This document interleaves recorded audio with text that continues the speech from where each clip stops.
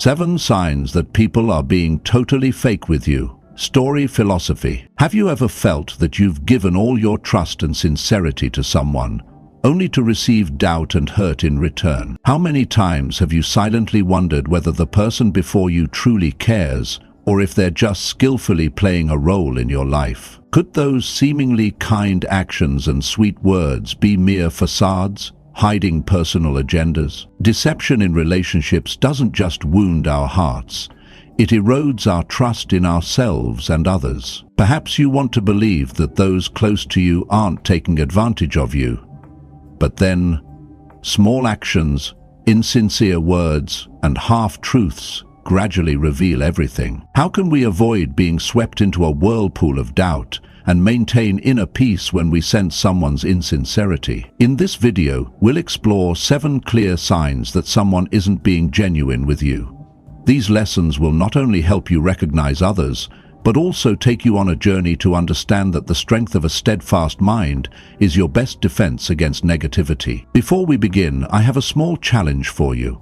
Watch until the end and see how many of these signs you've encountered in your relationships. If you've experienced 3 or more of these signs, comment 7 below. If you've experienced 5 or more, comment 8. And if you've experienced all 7 signs, comment 9. I want to know just how many of us have faced these challenging situations. Now, let's get started with the first sign, one that might feel all too familiar. Sign 1. They're never there when you need them. Have you ever felt like you've poured all your trust, sincerity, and sacrifice into someone, only to be met with indifference and disappointment? How many times have you wondered if that person you considered a friend truly cares about you, or if they're simply using you as a means to their own ends? Those sweet words and kind gestures they offer, are they genuine, or merely a mask to hide their own self-interest? As Marcus Aurelius once wisely observed, the true worth of a person is revealed not in moments of comfort and convenience, but in times of challenge and adversity. This profound insight perfectly captures the essence of our first sign of inauthentic relationships. I once had an old friend, let's call her Sarah. Whenever she was in trouble or needed help, I was the first to show up, giving her my full support. I remember staying up late helping her prepare for job interviews, driving across town to comfort her after breakups, and even lending her money when she was struggling financially. But when I was going through a particularly challenging time at work, feeling crushed by the pressure and utterly exhausted, I discovered the harsh truth. I called her, hoping for someone to listen and offer a bit of comfort. Instead, I was met with excuses. She was too busy, or she'd call back later. That call never came. Epictetus teaches us, don't explain your philosophy, embody it. This moment became my lesson in embodying Stoic principles. Rather than letting disappointment consume me, I chose to see it as an opportunity for growth and understanding. You see, people who are truly there for you don't create elaborate stories to avoid you when things get tough. They show up, maybe not perfectly, maybe not with solutions, but they show up. Even if their own life isn't perfect, they make time to listen, to care, to be present. Consider another time when I faced financial difficulty and needed a small loan.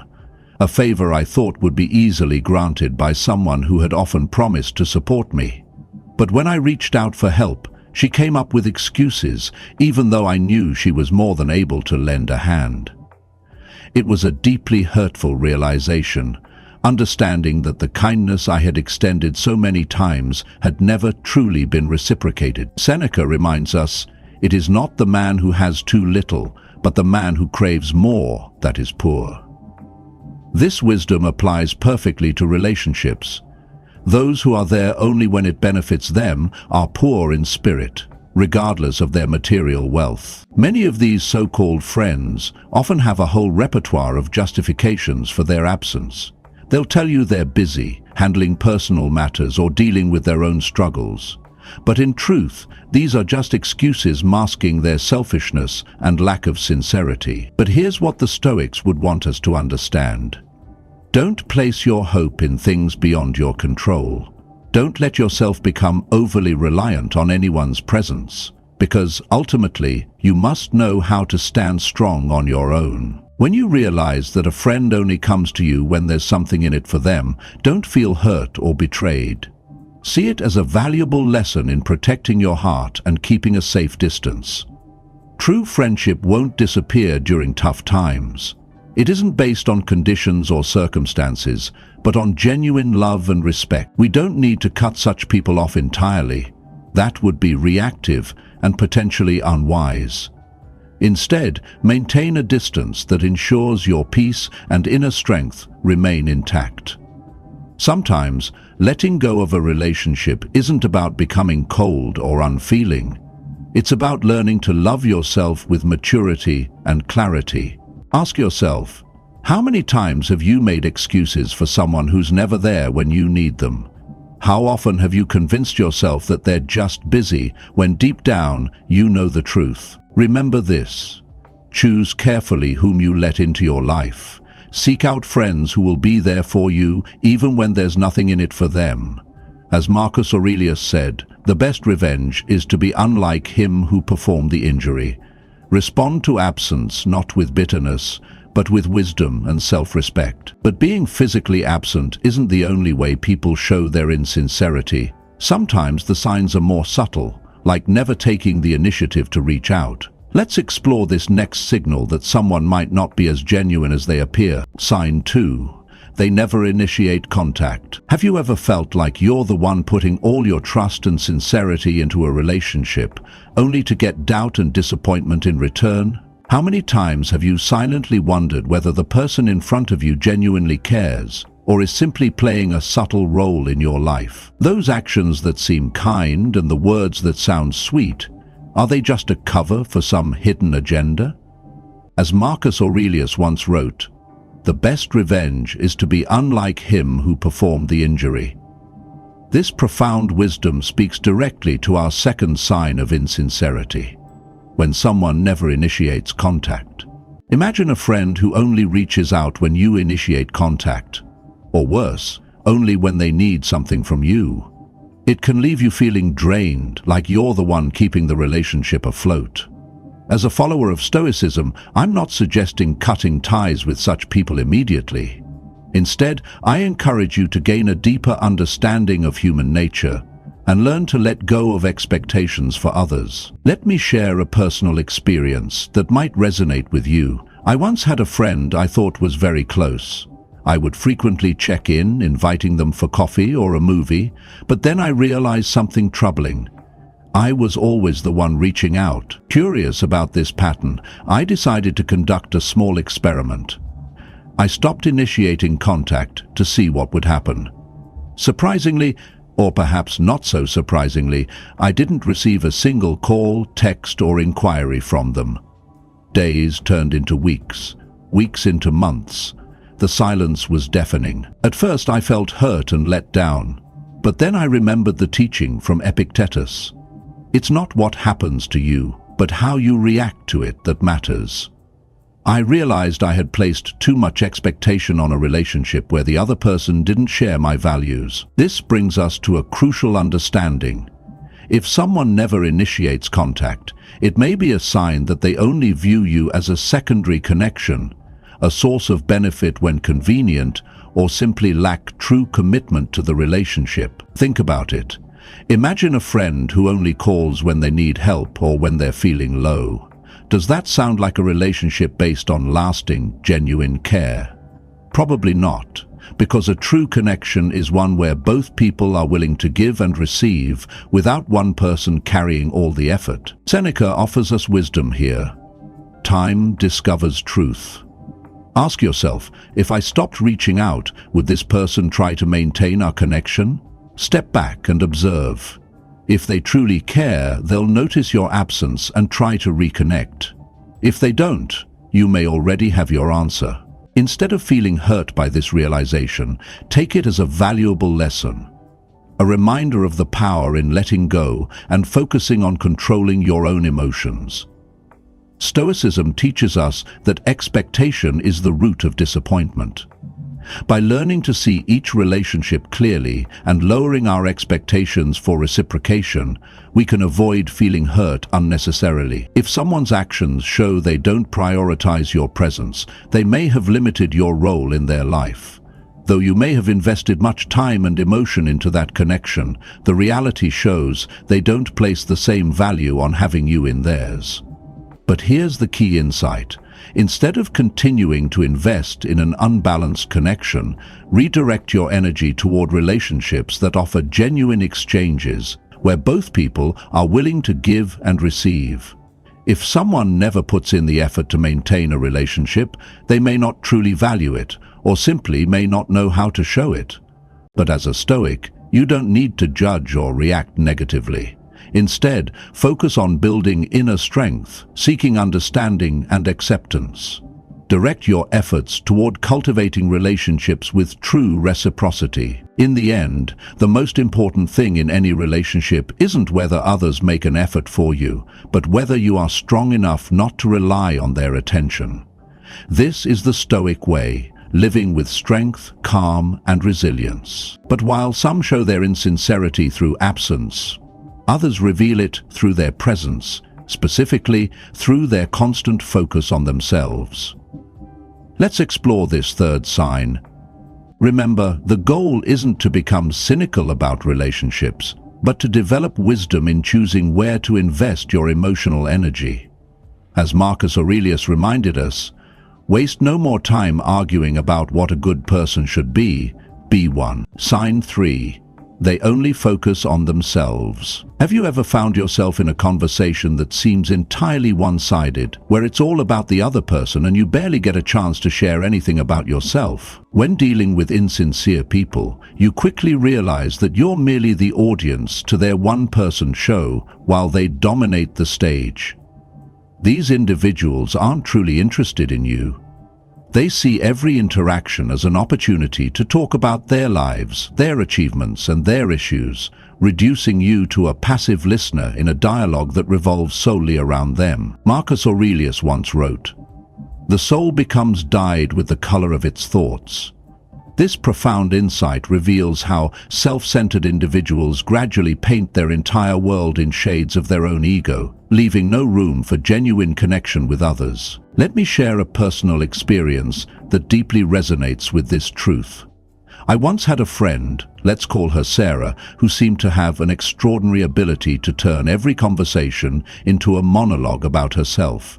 At first, I rationalized her behavior, thinking perhaps she was going through a particularly challenging time and needed someone to listen. But as months passed, a pattern emerged.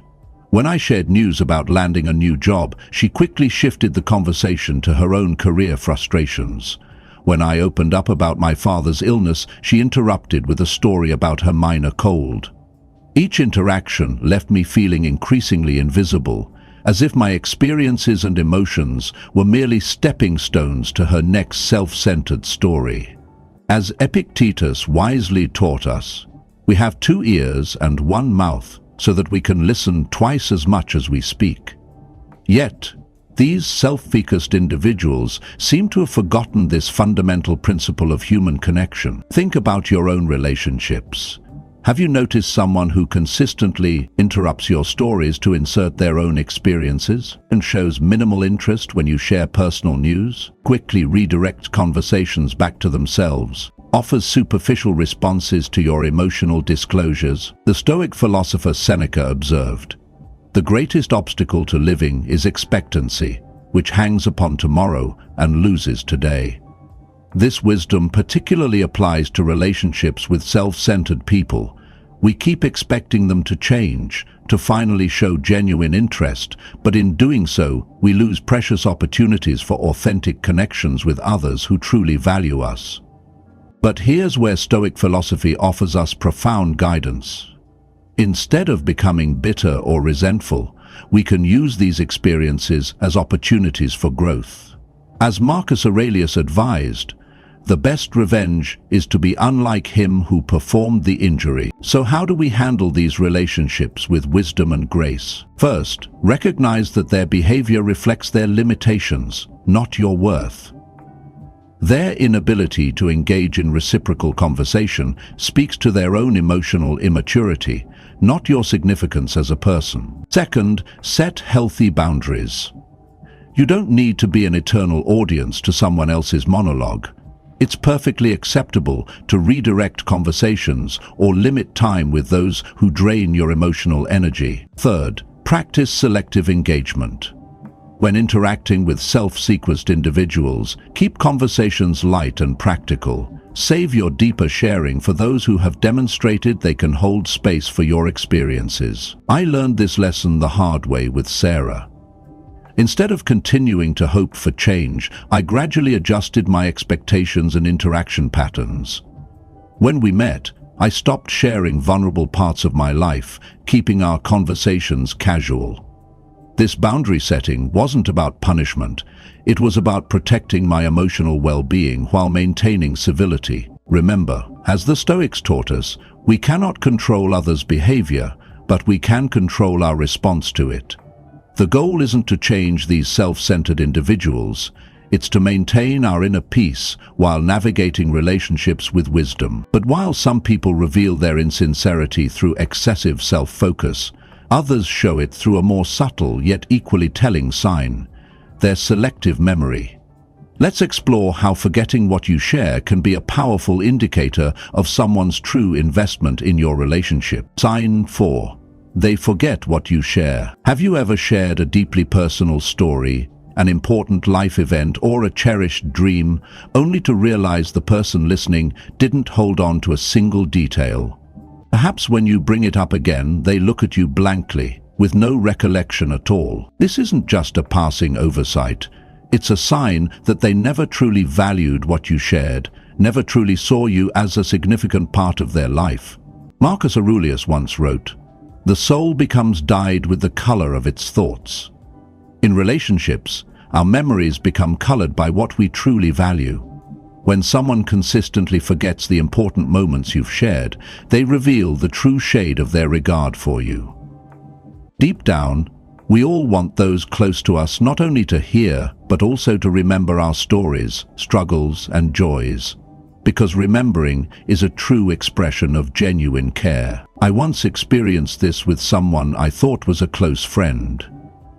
I shared my excitement about starting a new course, something I had looked forward to for a long time.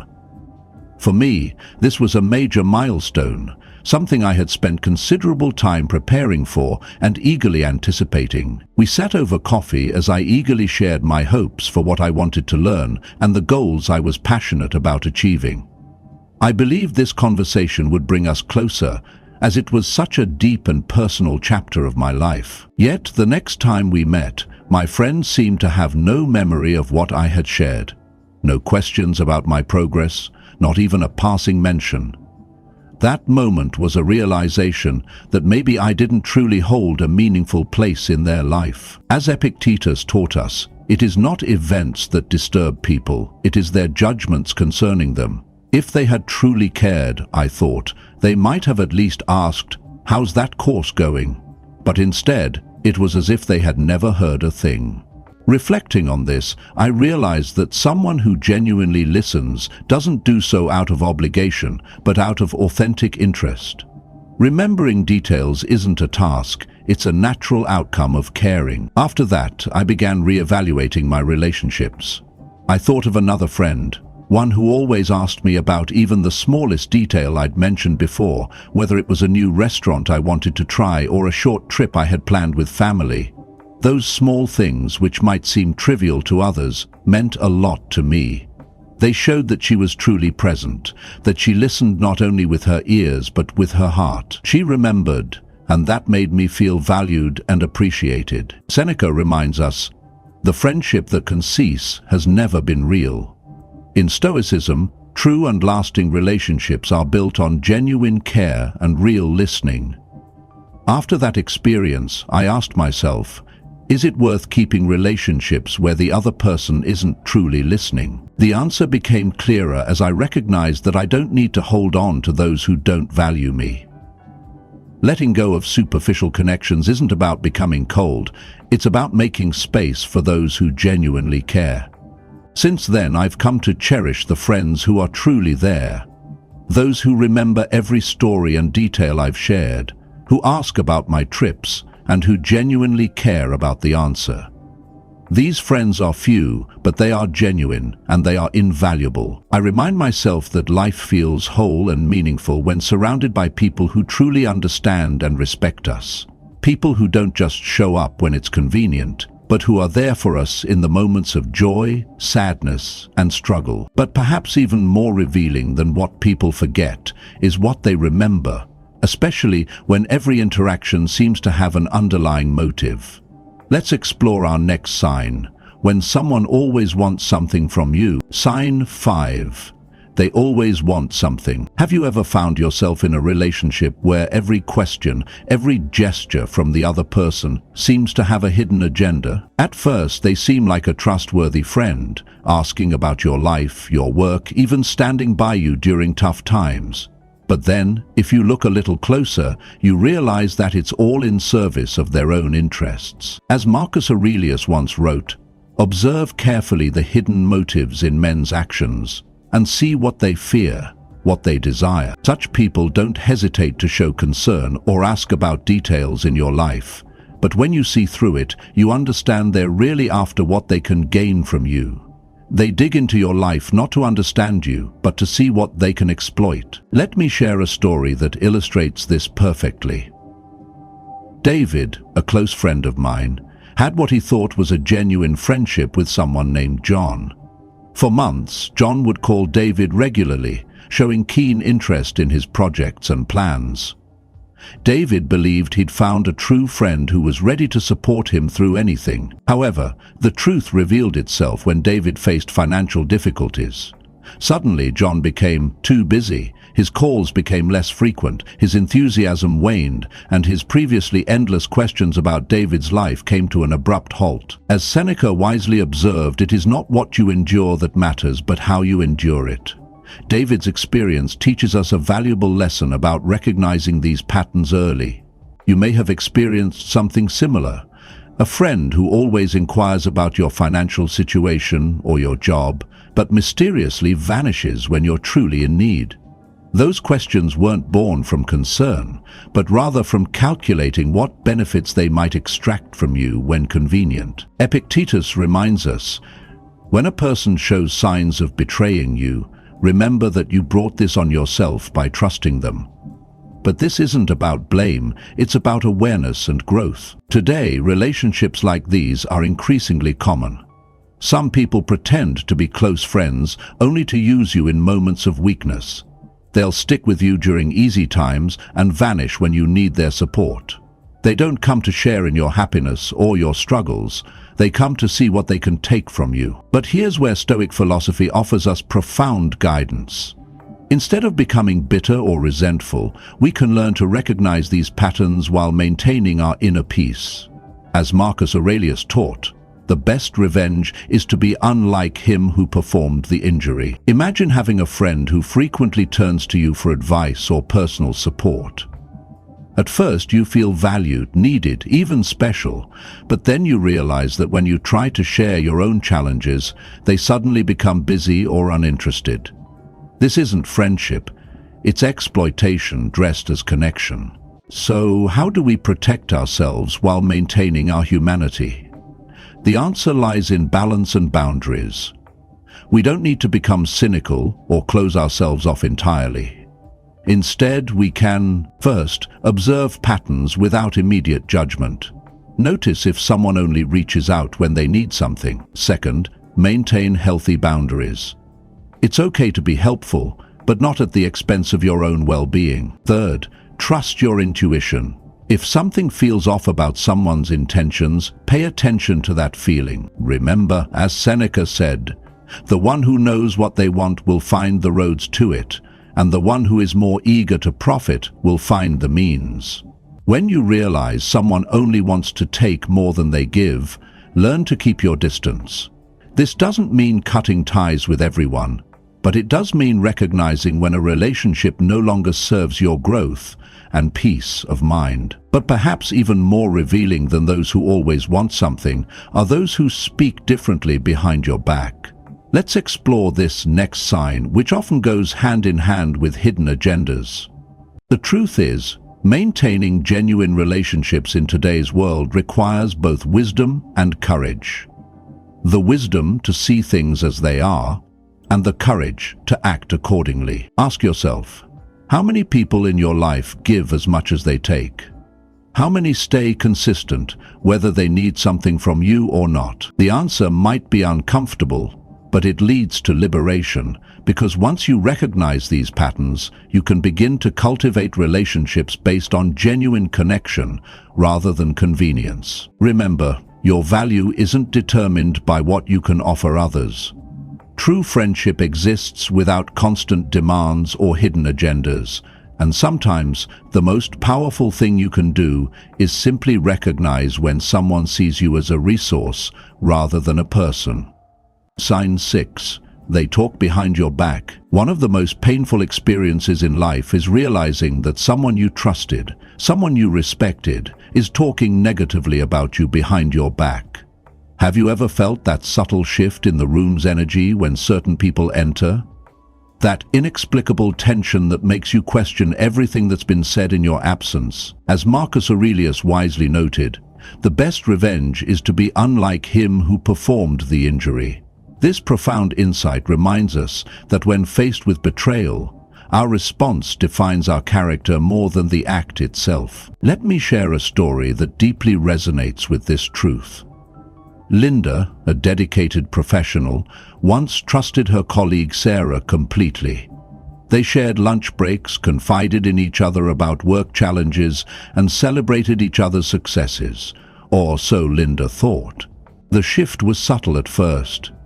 Linda began noticing how conversations would abruptly stop when she entered the room, how certain team members would exchange knowing glances during meetings, how her ideas, once praised by Sarah, were now met with subtle undermining comments like, "Oh, that's interesting," followed by a quick glance at others. The truth emerged gradually, like water seeping through cracks.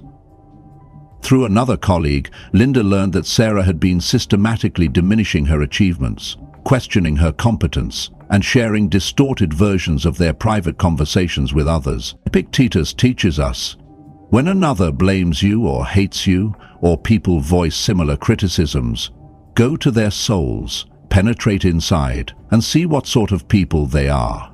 You will realize that there is no need to be racked with anxiety that they should hold any particular opinion about you. This wisdom holds particular relevance in today's world, where words travel faster than truth. The question isn't just about whether someone is talking behind your back, it's about how you maintain your dignity and inner peace when you discover they are. The signs are often subtle but consistent. Conversations that suddenly shift when you appear. Awkward silences or forced smiles from those who've heard the gossip. Information getting back to you through unexpected channels. People treating you differently without apparent reason. But here's what the Stoics would want us to understand. The words of others reflect their character, not yours. As Seneca reminds us, the greatest power we have is the power of choosing our response. When Linda discovered Sarah's betrayal, she faced a choice. She could have confronted Sarah dramatically, spread counter-rumors, or let the situation consume her with bitterness. Instead, she chose a path that would have made the Stoics proud. First, she acknowledged her pain without letting it define her actions. Then she documented her work more carefully and built direct relationships with key stakeholders. Most importantly, she maintained her professionalism while creating healthy boundaries. Here's the practical wisdom I've learned from both ancient philosophy and modern experience. 1. Recognize that others' words often reveal more about them than about you. 2. Maintain your integrity. Don't let their behavior change your values. 3. Build direct relationships that can't be undermined by hearsay. 4. Document your achievements and communications. 5. Focus on your actions rather than others' words. Remember what Marcus Aurelius taught. Be tolerant with others and strict with yourself. This doesn't mean accepting abuse. but rather choosing responses that align with your values. Have you ever wondered why people feel compelled to speak negatively about others in their absence? Often, it's their own insecurities, fears, or need for control that drive such behavior. Understanding this can help us respond with wisdom rather than reaction. Here's a powerful perspective shift. When someone talks behind your back, they're giving you valuable information, not about yourself, but about their character. Use this knowledge not for revenge, but for better boundaries and clearer judgment about whom to trust. And as we transition to our final sign, remember this: those who speak ill of others to you will speak ill of you to others. The true measure of character isn't in what people say when you're present, but in what they say when you're not. But perhaps even more revealing than what people say behind your back is how they change their behavior depending on who's watching. This wisdom from Stoic philosophy isn't just ancient history, it's a practical guide for navigating modern relationships with grace and strength. What matters isn't the gossip itself, but how we choose to carry ourselves in response to it. Sin 7. They act differently with different people. In life, one of the most painful realizations is discovering that someone you trusted, someone you respected, is willing to shift their behavior entirely to suit their own selfish interests. For those who practice Stoicism, recognizing this isn't just a lesson. It's a challenge requiring us to maintain calm and clarity in the face of such calculated deception. People who readily adjust their words, attitudes, or even their values to match who they're with often lack sincerity and any real alignment with their supposed beliefs. Marcus Aurelius once wrote, "The true worth of a person is measured by the principles they live by, not by the masks they wear for different audiences." This profound insight cuts to the heart of our 7th sign. People who dramatically change their behavior depending on who they're with. Let me share a story that deeply illustrates this point. Daniel was once a highly successful executive at a prestigious firm in Manhattan. His office overlooked Central Park. His calendar was filled with lunch meetings, and his phone constantly buzzed with messages from people seeking his time and attention. But one dark winter morning, everything changed. His company underwent a massive restructuring, and Daniel lost both his position and status overnight. What followed was more revealing than any business lesson he'd ever learned. Those who had once laughed at his jokes, who had claimed deep friendship, who had always found time for coffee, suddenly became too busy. Their warm smiles turned to awkward nods in hallways. Their caring questions about his family ceased entirely. The transformation was stark. The same people who had once competed for his attention now couldn't seem to recognize him at industry events. Ask yourself, have you ever noticed someone's demeanor completely shift when a person of influence enters the room? The way their voice changes, their posture straightens, their laugh becomes more pronounced. Epictetus teaches us, don't explain your philosophy, embody it.